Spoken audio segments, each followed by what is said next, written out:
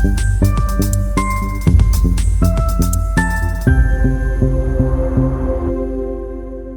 kita malam ini tidak banyak, oleh karena itu insya Allah kita akan fokuskan pada poin-poin penting yang kiranya dengan izin Allah Subhanahu wa Ta'ala bisa memberikan kepada kita beberapa tambahan pengetahuan sekaligus persiapan menjelang bulan Ramadan, sehingga insya Allah tahun ini kita berpuasa lebih siap, lebih baik, dan lebih berkualitas dibandingkan dengan tahun-tahun sebelumnya. Teman-teman, ada beberapa bagian yang penting kita petakan terlebih dahulu sebelum kita membahas tema kita ini. Yang pertama adalah mengapa mesti memulai dengan Sya'ban. Yang kedua, apa kaitan Sya'ban dengan Ramadan? Yang ketiga, persiapan apa yang harus kita optimalkan di bulan Sya'ban ini, khususnya menjelang akhir bulan Sya'ban, sehingga dapat maksimal ketika memasuki bulan Ramadan. Baik, di tiga bagian ini saja kita akan coba mengelaborasi lebih. Pertama dari pengertian dulu supaya kita paham sampai ke akar-akarnya. Nama Sya'ban sesungguhnya sudah ada dan melekat pada kehidupan masyarakat Arab di era jahiliyah, jauh bahkan sebelum kelahiran Nabi Muhammad SAW. Sya'ban itu akar kata paling awalnya berakar dari 3 huruf utama, yaitu Shin, ya, kemudian Ain dan Ba. Gini ya, ada 3 huruf utama, Shin, Ain, kemudian Ba. Ya, kata ini bisa diartikan sebagai pengelompokan orang. Jadi kalau ada orang-orang yang terpecah-pecah kemudian menyatu, nah itu disebut dengan sya'b. Ya, disebut dengan apa? Sya'b, sya'bun, ya. Kalau orang Arab itu seringkali memulai kata dengan harakat dan mengakhiri dengan sukun, berhenti sekalipun ada harakatnya. Demikian kalau kita membaca Al-Quran. Di Al-Quran pun kalau kita berhenti pasti sukun, pasti mati, ya. Bismillahirrahmanirrahim, kan harakat akhirnya pakai i. Bismillahirrahmanirrahim, tapi karena kita wakaf, berhenti, maka berhenti dengan sukun. Nah, di teorinya sederhananya begini. Kalau kita kemudian membaca ini sya'bun, kemudian kita akan berhentikan, biasanya ini ditarik ke sini, ya, ke sebelumnya, dan diganti dengan harakat yang mudah untuk diucapkan. Misal sya'b, gitu kan? Jadi seperti mengucapkan fathah, sya'b. Ya, ini sering diartikan dengan masyarakat atau komponen masyarakat, ya. Komponen masyarakat. Ya. Asalnya adalah masyarakat atau kelompok orang yang terpecah-pecah, gitu ya. Nah, kemudian menyatu kembali. Jadi menyebar untuk menyatu, menyebar lalu menyatu kembali. Nah, kalau ia semakin banyak yang menyebar, semakin banyak, semakin luas, maka dibentuk kepada bentuk superlatif, ya, sighah mubalaghah. Jadi ditambahkan ujungnya alif dan nun, gitu ya. Alif dan nun. Ini rumus cepatnya begini. Oke? Jelas ya? Nah, misal kita ingin tambahkan shin besar, shin, ain, ba, dan alif dan nun, maka berubah dari sya'b, ya, menjadi Sya'ban, ya, Sya'ban. Jadi kalau ada tambahan alif, ya, alif ini berfungsi untuk memanjangkan harakat sebelumnya. Beda dengan hamzah, ya. Kalau hamzah berharakat, kalau alif tidak berharakat. Alif hanya memanjangkan harakat sebelumnya. Rumus cepatnya kalau ada alif ini, ya, maka huruf sebelumnya itu harakatnya pasti a. Pada umumnya demikian, ya. Pada umumnya pasti a. Jadi begitu ditambahkan alif ini jadi a, fathah maksudnya, dan ini ada panjang 2 harakat, Sya'ban. Kalau kita baca Quran jadi 2 harakat, Sya'ban, ya. Intinya ini menjadi fathah. Di kelompok masyarakat yang banyak berpencar, ya kan? Kemudian untuk kembali lagi. Nah, kenapa bulan ini disebut dengan Sya'ban, yaitu bulan ke-8 dalam urutan bulan-bulan yang membentuk kemudian atau kelak tahun Hijriah. Kenapa disebut dengan Sya'ban? Karena pada bulan ini umumnya masyarakat di era jahiliyah pada masa itu, dan ini berlangsung, ya, punya tradisi untuk menyebar orang-orangnya, masyarakatnya, untuk mencari sumber air. Ini poinnya. ya, untuk mencari sumber air. Ya, mengapa? Karena nanti pada bulan yang ke-9 itu ada kondisi yang sangat terik sinar mentarinya, saking teriknya itu seperti membakar gitu ya, sehingga diduga sumber-sumber air yang tadinya mungkin ditemukan oase dan sebagainya mungkin boleh jadi akan mengering ya, saking terik, saking panasnya.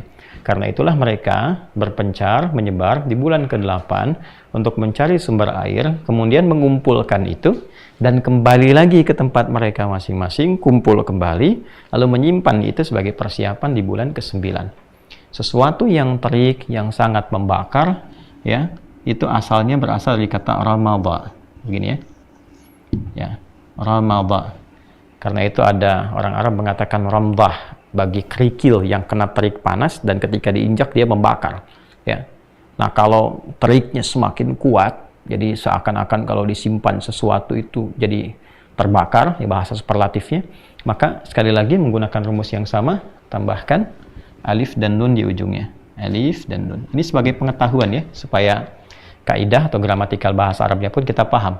Jadi kalau ada alif dan nun membentuk formulasi aan, fa'lan, aan, ujungnya itu artinya superlatif, sangat. Ya, misal rahima, ya kan? Ini pengasih, maha sayang, penyayang, menyayangi ya. Tambah alif dan nun jadi rahman. Ya, yang tadinya menyayangi jadi rahman, yang banyak sayangnya, yang maha menyayangi. Oke? Jelas ya? Baik. Ini Sya'ban, kan, yang banyak tersebar, banyak kemudian berpencar untuk mencari sumber air. Ramadhan yang terik, panas. Ramadhan yang banyak teriknya, yang sangat panas, membakar. Ya, disatukan jadi Ramadhan yang sangat panas, membakar. Nah, ini di bulan ke-9. Asalnya begini. Lalu di era Islam, khususnya saat terbentuk pemerintahan bernafaskan Islam dengan nilai-nilai Islami, maka penamaan bulan-bulan yang telah ada di era jahiliyah dipertahankan nama-namanya.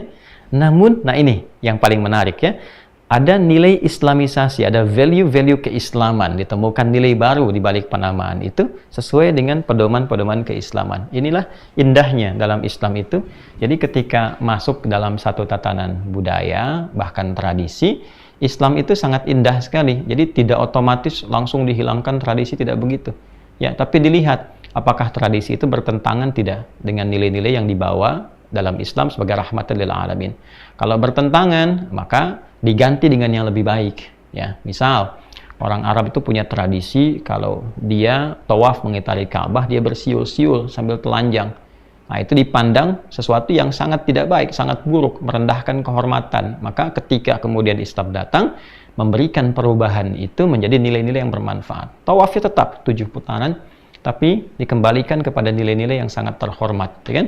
Menggunakan kain, ditutup, diganti siul-siulan dengan takbir, dengan tahmid, ya, dengan pasrah kepada Allah, kemudian dengan kalimat-kalimat yang baik, bismillahirrahmanirrahim, Allahu akbar, ya, subhanallah, walhamdulillah, wa la ilaha illallah, Allahu akbar, yang maknanya sangat dalam sekali. Itu diantara contohnya. Misal tradisi jahiliyah itu dalam konteks hubungan sosial di masyarakat antar tetangga, misalnya dulu mereka bisa berganti pasangan. Jadi kalau suami dengan istri ketemu, lalu antara suami dengan suami tetangganya ngobrol, lalu ingin bertukar pasangan, itu malamnya bisa berganti. Itu jahiliyah. Datang Islam mengoreksi itu, menghilangkan kebiasaan buruk itu, lantas mengganti dengan hukum-hukum perkawinan yang legal, yang sah, yang menjaga kehormatan antara pasangan baik suami ataupun istri. Nah, di posisi yang lain, bila ada tradisi-tradisi yang dipandang baik, ya, maka dilestarikan tradisi itu dan diberikan nilai tambah dari nilai-nilai keislaman yang baik, sehingga menjaga stabilitas kemuliaan, stabilitas akhlak, ya, stabilitas juga sifat-sifat mulia, baik bentuk sifat kemudian menjadi sikap dalam kehidupan. Nah, di antara itu semua contohnya adalah penamaan bulan dari Al-Muharram, kemudian Safar, Rabiul Awal, Rabiul Akhir, Jumadal Ula, Jumadal Akhirah, kemudian Rajab, Sya'ban, Ramadan, Syawal, Dzulqa'dah, kemudian Dzulhijjah. Nah, ini yang tadinya nama-nama terkait dengan peristiwa. Peristiwa ini tidak ada masalah di dalamnya, ya kan? Ini panas, terik, kemudian membakar. Yang ini kemudian mencari sumber air. Ya, tetap dipertahankan. Karena kita tahu sesungguhnya kalaupun kita lihat lagi perputaran-perputaran waktu, dan juga kalau kita perhatikan bagaimana baik itu kemudian bumi mengelilingi matahari, ya, lalu berdasarkan peredaran bulan juga, matahari juga demikian pada porosnya juga berputar, maka akan terjadi pergantian-pergantian waktu. Ya, matahari menentukan terjadinya siang dengan malam, kemudian bulan juga akan menentukan banyak hal, termasuk penanggalan bulanan, ya kan? Jatuhnya Ramadan kan tidak akan selamanya pada musim panas yang terik, ya kan? Buktinya pada tahun ini mungkin datangnya akan dirasakan di waktu-waktu yang bukan panas yang cukup terik. Sekarang kita lihat masuk pada bulan Maret bersamaan dengan Masehinya. Barangkali di Arab malah masuk musim semi, gitu kan? Nah, kemudian di beberapa tempat, ya itulah indahnya Islam menggunakan penanggalan hijriyah dalam ibadah yang sifatnya bulanan bukan harian. Kalau harian menggunakan matahari, ya patokannya. Tapi kalau dia sifatnya bulanan atau tahunan menggunakan peredaran bulan. Kenapa? Di antara hikmahnya supaya berputar ibadahnya terasa di setiap waktu. Jadi kalau ada orang di satu wilayah yang musimnya ada musim panas, musim dingin, dia bisa merasakan ibadah di setiap musim. Ya, tahun ini musim semi, besok mungkin musim panas, kemudian didapatkan lagi musim dingin, demikian seterusnya. Ya, maka bagaimana kalau menggunakan pendekatan matahari misalnya dengan menggunakan syamsiyah atau masehi dalam konteks kekinian?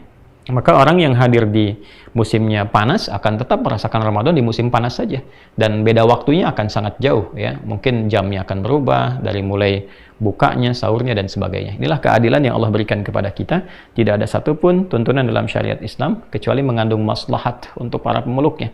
Dan ini menunjukkan bahwa Allah Maha Kuasa dan menunjukkan kebenaran Islam sebagai agama yang disiapkan dan diberikan kepada seluruh umat manusia untuk mengatur kadar maslahat yang terbaik untuk mereka. Kembali ke sini, di era keislaman, nama ini tetap dipertahankan, ini juga dipertahankan, namun ada nilai tambah, ada value di dalamnya yang berisi nilai-nilai Islami sebagai pedoman berkehidupan. Dan ini nyambung teman-teman dari mulai Al-Muharram sampai Dzulhijjah. Saya pernah ungkap dan Anda bisa temukan di buku saya juga yang makna ayat puasa tentang ini. Karena waktu kita terbatas, saya akan fokuskan di 8 dan 9 saja. Nanti bagi teman-teman yang mencari 1 sampai 12 bisa merujuk ke buku kami yang makna ayat puasa atau di edisi-edisi sebelumnya. Sya'ban kaitan dengan Ramadan. Ramadan dipertahankan maknanya, bahkan lafadznya juga muncul dalam Al-Quran. Di Quran surah kedua Al-Baqarah di ayat 185. Ketika Allah Subhanahu wa taala berfirman, A'udzubillahi minasyaitonir rajim. Bismillahirrahmanirrahim. Syahrul Ramadan alladzi unzila fihil Qur'an hudal linnasi wa bayyinatin minal huda wal furqan. Di bulan Ramadan yang diwajibkan untuk menunaikan puasa itu, di saat itulah turun Al-Qur'an. Ramadan disebutkan di dalam Al-Qur'an. Baik. Jadi apa nilai tambah yang menjadikan Ramadan spesial, bahkan dipertahankan namanya dalam kalender keislaman dan menjadi nama bagi satu bulan istimewa saat kita berpuasa?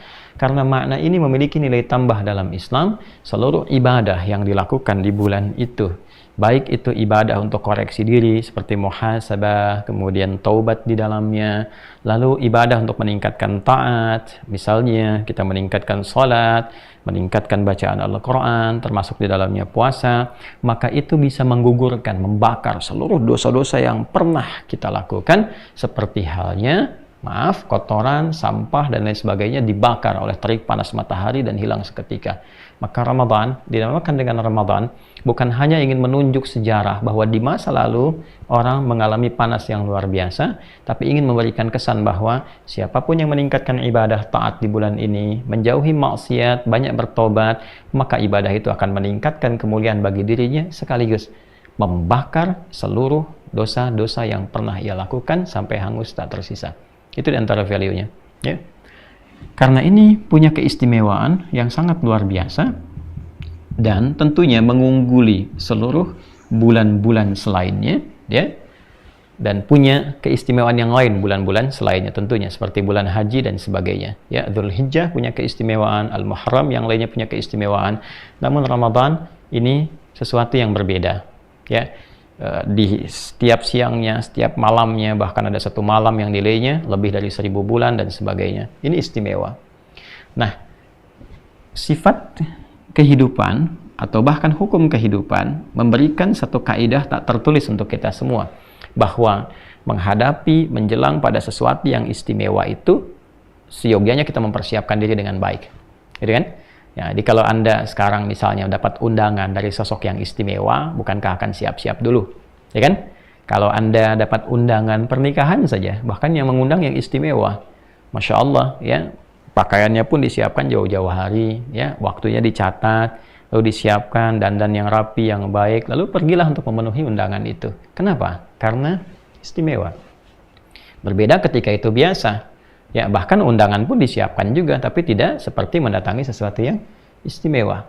Karena itulah, dari penamaan ini memberikan kesan pengajaran dan pelajaran kepada kita bahwa jika dulu orang jahiliyah mempersiapkan mencari sumber air, ya kan?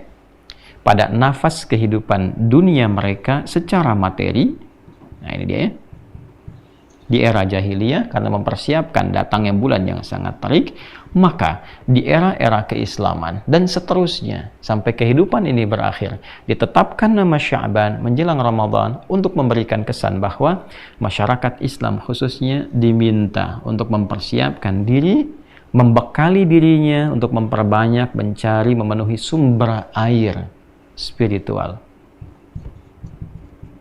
rohani. Jadi kalau yang ini sifatnya materi, fisikal, jasmani, yang ini lebih kepada rohani, spiritual. Yuk, setiap kita seperti masyarakat itu berpencar satu-satu mencari, maka di bulan Sya'ban idealnya setiap individu muslim itu menyebar, ya, memfokuskan dirinya untuk meningkatkan kekuatan spiritualnya, mencari sumber-sumber spiritual yang bisa menguatkan rohani. Untuk apa? Sebagai persiapan jemputan datangnya bulan yang istimewa, yang di bulan ini akan banyak menu-menu rohani, menu-menu spiritual yang akan dikonsumsi, yang manfaatnya meningkatkan ketahanan hidup dunia akhirat kita, sekaligus membentuk pribadi yang lebih baik dibandingkan hari sebelumnya. Karena inti kehidupan manusia itu pada rohnya. Kalau tidak ada roh, ya tidak hidup, ya kan? Jadi inti kehidupan di roh. Kalau tidak ada roh, tidak hidup. Sifat roh disebut rohani, segala yang terkait dengan roh. Maka segala yang terkait dengan kebutuhan roh disebut dengan rohani aspeknya. Di mana ditemukan menunya? Pada nilai agama. Karena itu manusia butuh beragama, ya kan? Bagaimana menemukan agama yang benar? Maka kita ada kualifikasinya. Ini 1, 2, 3 yang sesuai dengan kebutuhan roh. Kalau fisik butuh ini, akal butuh itu, maka roh butuhnya apa? Pasti akan mencari. Nah, menu paling banyak disajikan untuk kepentingan rohani itu adanya di Ramadan. Karena itulah dalam bulan Ramadan, jiwa spiritual kita semakin meningkat, ketenangan kita semakin kuat, semangat kita beribadah meningkat. Kenapa? Karena memang bulan ini disiapkan untuk memenuhi kebutuhan rohani. Ya, bukan dalam konteks jasmani, walaupun jasmani juga ikut terpenuhi. Kalau rohnya terpenuhi, jasmani pasti ikut. Kalau roh kuat, jasmani pasti kuat. Ya, rohnya kuat. Ramadan kan makan kadang sedikit. Awal-awal aja banyak dikumpulkan, setelah itu kan jadi sedikit, ya kan? Minumnya sedikit, minum teh manis kok tiba-tiba jadi kuat, gitu kan? Nah, jadi ibadah itu kalau rohnya semakin kuat, fisiknya ikut. Makanya di era dulu, ya, peristiwa-peristiwa bahkan hal-hal terkait militer banyak terjadi di bulan Ramadan. Perang Badar itu kan Ramadan, ya kan?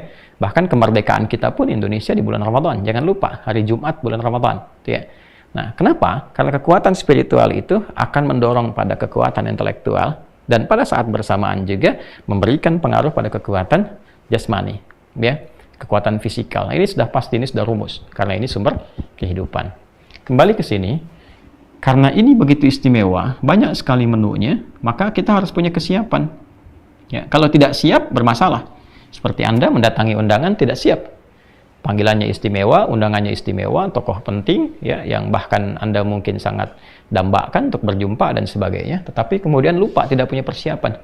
Ya, tahu-tahu sudah datang waktunya, sudah harus berangkat, sementara persiapan belum baik. Kan tidak nyaman, datang tidak nyaman, ketemu juga kurang nyaman, dan sebagainya. Maka dari itu, penting di bulan Sya'ban mempersiapkan kekuatan rohani, sehingga ketika menjelang datangnya waktu bulan suci yang istimewa, yang mulia itu, kita sudah punya, nah ini, nilai adaptasi. atau kemampuan adaptasi yang baik untuk menyelaraskan diri, ya, dari, kalau saya sebut diri itu artinya fisikal, intelektual, dan spiritualnya, ya, dengan bulan Ramadan. Jadi nanti kalau sudah adaptasinya bagus, segala menu yang ada di Ramadan mudah untuk dilahap, ya, mudah kemudian untuk dioptimalkan dalam kehidupan. Maka ini yang pertama tadi kita uraikan pertanyaannya, mengapa Sya'ban itu menjadi penting? Karena Sya'ban adalah pondasi, kan, spiritual terbaik untuk mengokohkan kesiapan kita menghadapi Ramadan. Ini poinnya. Jelas ya? Sekaligus nomor 1 dan 2 sudah kita jawab secara bersamaan, ya. Jadi ini dari dasar etimologinya, ya, pembahasan dari segi kebahasaannya sudah kita uraikan, apa itu Sya'ban, kemudian segi historikal terkait dengan aspek sejarahnya juga sudah tadi kita ulas, dan kekiniannya juga sudah kita bahas. Lalu kaitan dengan Ramadan di era keislaman sampai dengan kehidupan berakhir sudah kita uraikan juga. Ya, jadi 1 dan 2 sudah diuraikan. Tinggal bagian ketiga ini, apa yang harus kita siapkan dan kita lakukan di bulan Sya'ban ini sehingga dengan semua yang kita kerjakan itu mampu memberikan kekuatan adaptif untuk beradaptasi dan menyambut Ramadan dengan baik. Nah, tentu persoalan ini karena sudah menyangkut kepada aspek-aspek pembekalan spiritual, rohani yang konteksnya ibadah, kita mesti bertanya kepada Nabi Sallallahu Alaihi Wasallam. Kita lihat kebiasaan Nabi seperti apa. Bersyukurnya di dalam Islam, saya tidak memilih diksi beruntung, ya, karena ini bukan sesuatu yang kemudian tebak-tebakan atau kita pilih, tidak. Tapi dalam Islam, semua itu memiliki satu runtutan pedoman yang terukur. Jadi secara konseptual itu sudah sempurna pedoman dalam Islam itu. Terukur, terstruktur, bahkan tersambung sanadnya sampai ke penyampai awal, yaitu Rasulullah Sallallahu Alaihi Wasallam, ya, sampai terhubung kemudian kepada Rabbnya, yaitu Allah Subhanahu wa Ta'ala. Dan ini bisa teman-teman diriset, karena menariknya dalam Islam itu selalu mengajak kita untuk berpikir, untuk meriset, ya, bahkan aspek akidah pun itu kepada kita dipersilahkan untuk menggali, meriset kenapa Tuhannya harus Allah, kenapa tidak yang lain, apa sifat-sifat Tuhan itu, kenapa disebut Tuhan, apa bedanya Tuhan dengan bukan Tuhan, sampai kita menemukan kebenaran sejati yang tidak dipaksa. La ikraha fid din, ya, dan dari hasil yang kita dapatkan itu dipersilahkan untuk memberikan sebuah simpulan yang menghadirkan keyakinan kuat yang kelak dipertanggungjawabkan. Kalau kematian kan semua meninggal, kan? Tapi setelah meninggal itu apa yang dihadapi? Nah, Islam itu bukan hanya memberikan harapan, tapi memberikan sebuah kepastian pedoman yang menjelaskan fase kehidupan sampai kembali kepada Allah. Intinya seperti itu. Nah, berbahagianya kita, bersyukurnya kita pada Allah, persoalan-persoalan kehidupan itu tidak ada yang tidak ada jawabannya.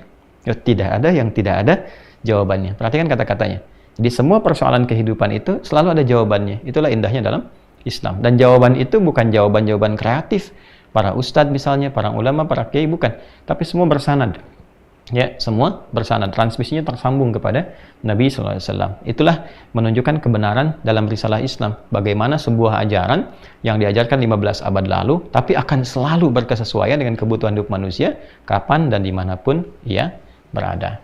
Oke, secara cepat saja. Apa kebiasaan Nabi untuk menyiapkan diri menjelang Ramadan? Pertama kita temukan lacak dulu ya. Jadi kalau dilacak nanti bisa ditemukan referensinya. Di dalam kitab Sunan An-Nasa'i. Ya. Nomor hadis 2357. Kalau nomornya tidak sama dengan apa yang Anda dapati dalam kitab, mungkin beda cetakan. Kadang-kadang beda cetakan juga beda halaman mungkin terjadi, atau sering terjadi begini, ada versi yang komplit, ada versi yang ringkasan. Ringkasan ini biasanya hadis-hadis yang mirip-mirip itu tidak dicantumkan lagi, sehingga penomoran bisa berubah. Nah, kalau tidak ditemukan nomor yang sama, periwayatnya, ini paling gampang. Ya, kalau periwayat kan sudah pasti orang. Ya, kalau orang harus ketemu. Kalau nomor kan nggak dinomorin juga nggak ada masalah, gitu kan. Diurutkan hadis nggak ada nomornya nggak ada masalah. Ya, yang masalah itu ada nomor, nggak ada orangnya. Periwayatnya siapa? Nggak ada. Tiba-tiba ada hadis. Nah, itu bermasalah. Ya. Ya, diriwayatkan dari sahabat mulia namanya Usamah bin Zaid. Usamah bin Zaid. Ya.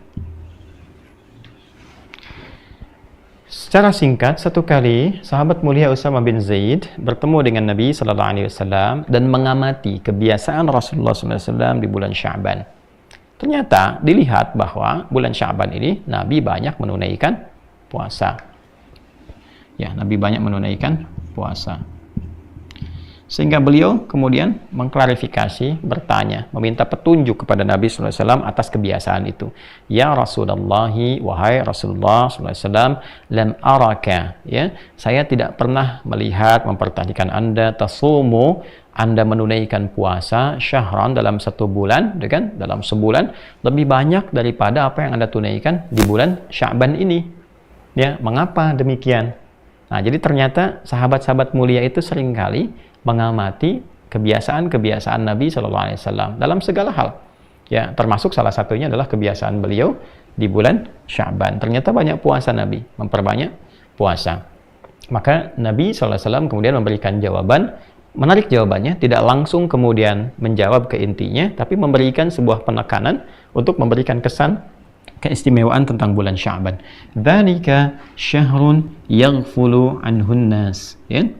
Dzalika syahrun, Sya'ban itu, ya, dzalika syahrun, Sya'ban itu, yaghfulu anhu an-nas atau katsirun minan nas, yaitu bulan yang punya keistimewaan yang seringkali terlupakan oleh segelintir orang, kan? Oleh segelintir orang. Ya, baina Rajab wa Ramadan, yaitu bulan ke-8 tadi ini yang saya tuliskan, yang terletak antara Rajab dengan Ramadan. Ya, itu dulu satu. Artinya apa? Artinya Nabi ingin mengatakan Sya'ban ini punya kedudukan istimewa. Ya, dan itu ketika disebutkan keistimewaannya, disebutkan posisinya yang mendekati Ramadan di antara Rajab dan Ramadan. Artinya dia di bulan ke-8 menjelang ke Ramadan. Gitu ya. Nah, kadang orang fokus dengan Rajabnya tuh. Rajab juga bulan penting, bulan terhormat, bulan bagus, bulan berlatih untuk mengevaluasi diri, bulan untuk mengenal banyak sejarah dan hikmah seperti Isra Mi'raj, gitu kan? Tapi jangan lupa, bulan Sya'ban itu juga punya nilai, punya sesuatu yang sangat penting. Sehingga jangan sampai fokus kepada Rajabnya, lupa dengan Sya'bannya. Ya, menunggu Ramadannya, lupa dengan persiapannya, gitu kan? Nah, maka apa yang Nabi SAW sampaikan? Maka beliau mengatakan bahwa, nah ini poin pentingnya, fihi au kama qala sallallahu alaihi wasallam, di bulan Sya'ban itu, ya, au turfa'u fihil a'mal. Ya, di bulan Sya'ban itu, ya, turfa'u fihil a'mal, amal-amal kita atau catatan, ya, perbuatan kita, ya, turfa'u fihil a'mal ila rabbil alamin. Semua amalan-amalan kita yang dituliskan malaikat, ya kan, dicatat. Nah, ini konfirmasi lagi. Artinya semua apa yang kita kerjakan itu tercatat. Ya, yang kita pandang, kita ucapkan, kita lakukan, kita niatkan, itu semua ketika dikerjakan dicatat. Yang baik dicatatkan, yang buruk dicatatkan, ya. May ya'mal mithqala dzarratin khairan yarah wa may ya'mal mithqala dzarratin syarran yarah. Nanti ditampakkan di akhirat, yang baik ditampakkan, yang buruk ditampakkan. Nah, khusus di bulan Sya'ban ini, selain kalau ada pekanan itu hari Kamis, kita dapati hadis yang senafas dengan ini. Di bulan Sya'ban itu diangkat, ya, ditunjukkan, ditampilkan. Ya, maka semua catatan itu ditampilkan, ya, di hadapan Allah Subhanahu wa Ta'ala. Ini kalimat ini penting kita garis bawahi, ya, untuk memberikan sebuah kesan yang kuat. Allah itu punya sifat alimun khabir, maha mengetahui, maha mendalami. Jadi nggak diangkat pun Allah sudah pasti tahu, sebelum dituliskan pun sudah pasti diketahui. Tapi untuk apa kalimat ini disampaikan? Untuk memberikan kesan ta'zim kepada kita bahwa ini istimewa, amal kita diperlihatkan, ya kan? Ya, kan kita kalau dalam kehidupan saja, laisa kamitslihi syai', tentu nggak ada yang serupa dengan apa yang Allah tetapkan. Kalau dalam kehidupan saja diumumkan ya rapot kita nih, ya kan? Rapot diumumkan dan nilainya bagus, senang kita kan, ya kan? Tapi kalau nilainya nggak bagus, nggak enak kita kan? Makanya kalau kita tahu akan diumumkan nih rapot kita persiapkan kan, supaya nilainya bagus, ya kan? Nah, yang tahu itu siapa? Yang tahu itu penting bagi kita, kembali ke kita. Kamu harus punya persiapan. Karena kalau sudah ditampakkan di hadapan Allah, disampaikan pada malaikat dan sebagainya, diketahui keadaan diri kita. Kalau Allah sudah Maha tahu sebelum dan setelahnya. Tapi pentingnya itu kembali ke kita untuk membaca hikmahnya. Bahwa ada amal-amal kita yang diungkap. Nah, saat diungkap itu, masa merasa malu? Kan? Ya, masa merasa tidak malu kalau diungkap dalam keadaan yang tidak baik. Maka harusnya menjadi motivasi kita. Ketika diungkap, saya pengen baik. Nah, jadi sifat itu kalau sudah melekat pada diri kita dan hadir kemudian sikap ihsan, maka auranya akan menyebar ke setiap waktu. Tidak hanya menunggu Sya'ban saja, setiap waktu, karena dilatih selama Sya'ban, kita merasa terungkap amal kita di hadapan Allah, maka melekat pada diri kita. Akhirnya apa? Terbawalah sebuah sifat ihsan namanya. Ihsan itu menjadikan semua kegiatan kita sebagai ibadah merasa diawasi oleh Allah. An ta'budallaha ka'annaka tarah, fa illam takun tarahu fa innahu yarak. Itu ditemukan di hadis riwayat Imam Muslim. Muslim nomor hadis yang ke-8 dari Umar bin Khattab radhiyallahu taala anhu. Jadi kita merasa semua kegiatan kita itu diawasi Allah, sehingga ketika merasa diawasi kita pengen yang terbaik. Itu poin besarnya. Nanti banyak sekali gaya bahasa semacam itu kita temukan baik di Al-Qur'an ataupun dalam hadis-hadis Nabi Muhammad sallallahu alaihi wasallam. Ya. Hikmahnya beda-beda. Ya, contoh misalnya kita kan ngaji Al-Kahf ya, selain Yasin di malam Jumat dan hari Jumat itu, kalau masuk ayat 50 ya, wa idz qulna lil malaikati isjudu li adama fasajadu illa iblis kana minal jinni fafasaqa an amri rabbih. Itu kan ayat 50 kan, ketika malaikat diperintahkan untuk bersujud kepada Adam sebagai penghormatan karena perintah Allah, maka semua sujud kecuali iblis. Iblis berasal dari kalangan jin, ya kan? Nah, kalau kita kembalikan mundur ke belakang, ya 11 surah sebelumnya, kita temukan surah ke-7 Al-A'raf ayat 12 sampai 13, itu kan dikonfirmasi. Ya, Allah kemudian mengkonfirmasi kepada iblis dengan menanyakan begini, "Ma mana'aka alla tasjuda idz amartuk?" Ya, kenapa engkau tidak mau sujud ketika aku perintahkan? Ya, padahal Allah kan punya sifat Maha mengetahui, gitu kan? Artinya nggak diberitahu pun sudah tahu. Nah, buktinya apa? Ayat 34 Al-Baqarah, ngaji lagi balik. Makanya ayat 34 pembukanya sama dengan Al-Kahf ayat ke-50. Lihat Al-Baqarah ayat 34. Wa idz qulna lil malaikati isjudu li adama fasajadu illa iblis. Sama dengan pembuka Al-Kahf.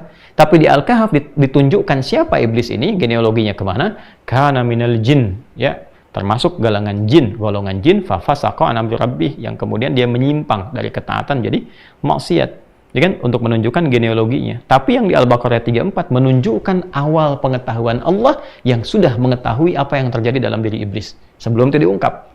Makanya disebutkan dulu pengetahuan Allahnya, aba wastakbar, dia enggan hormat kepada Adam, sujud hormat kepada Adam karena merasa sombong, ada kesombongan dalam hatinya. Tapi bagaimana itu bisa diungkap? Ya kan? Ya, kalau Allah sampaikan pasti semua sujud, malaikat pasti tahu. Ya, pasti malaikat mengerti Allah Maha tahu. Tapi untuk menguatkan itu semua dikeluarkan di lisan iblis. Ya, supaya iblis tidak ngeles.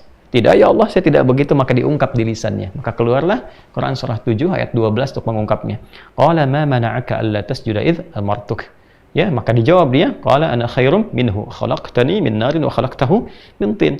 Ya Allah, saya lebih hebat dibandingkan dengan Adam. Saya diciptakan dari api, Adam dari tanah. Tidak level rasanya, yang diciptakan dari api harus hormat kepada yang rendah, diciptakan dari tanah. Nah, itu kan kesombongan.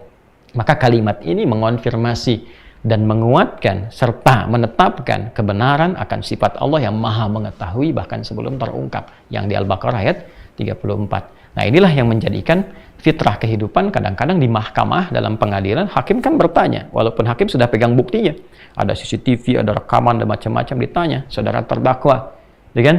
Ya, kenapa Anda melakukan pembunuhan ini? Itu kan disampaikan misalnya. Nah, dia mengakui begini, padahal buktinya sudah ada. Ya, nanti kalau dia mengeles dan sebagainya, bukti ditempatkan dan seterusnya. Nah, ini diungkapkan di lisannya supaya ada pengakuan langsung yang tidak terbantahkan. Nah, ini gaya bahasa uslub namanya. Ya, yang itu tentu ada hikmah dan ada ilmunya, tidak sembarangan.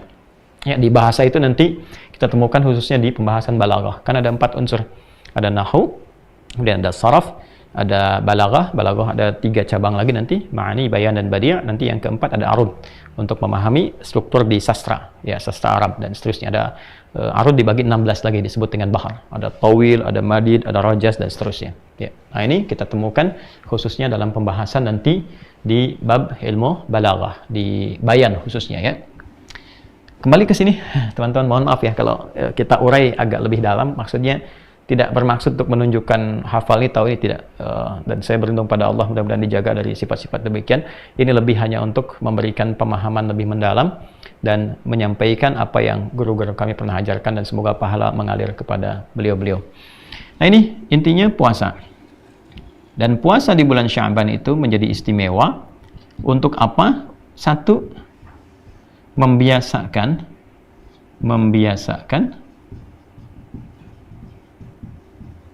ya, perbuatan baik atau berbuat baik. Kedua, ya, setelah ini menjadi kebiasaan, konsisten, nanti ada kesiapan untuk memasuki Ramadan.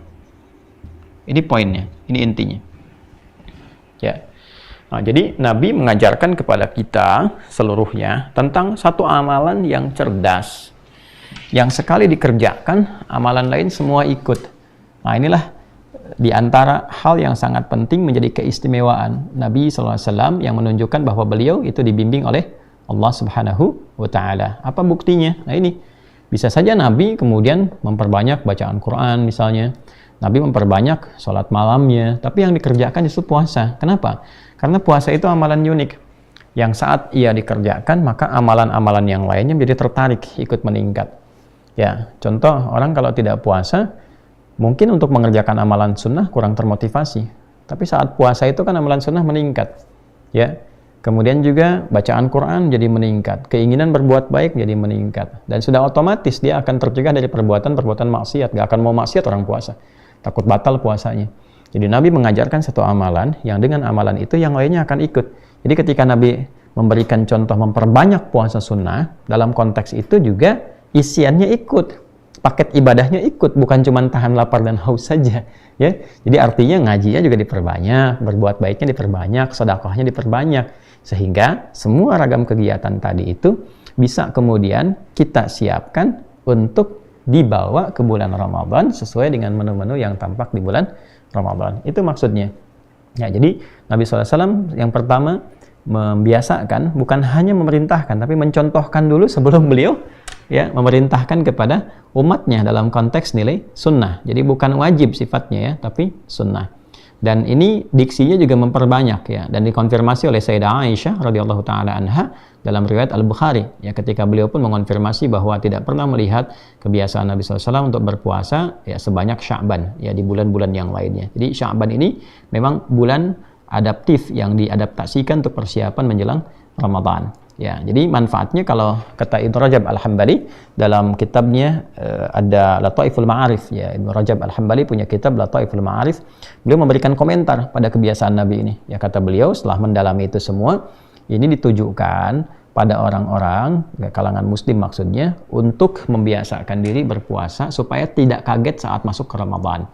Jadi nanti kalau ada orang yang belum terbiasa puasa, tiba-tiba menghadapi Ramadan, akhirnya kaget, tubuhnya belum bisa menyesuaikan diri, metabolismenya agak lambat dengan kebiasaan Ramadan, maka disiapkanlah saat Sya'ban ini.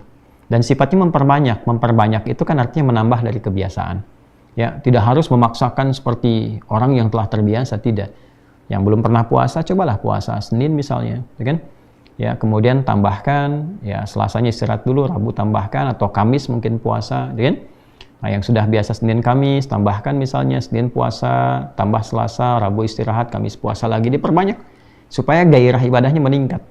Bukan hanya gairah tahan laparnya, kalau tahan lapar, haus juga boleh jadi banyak orang yang bisa.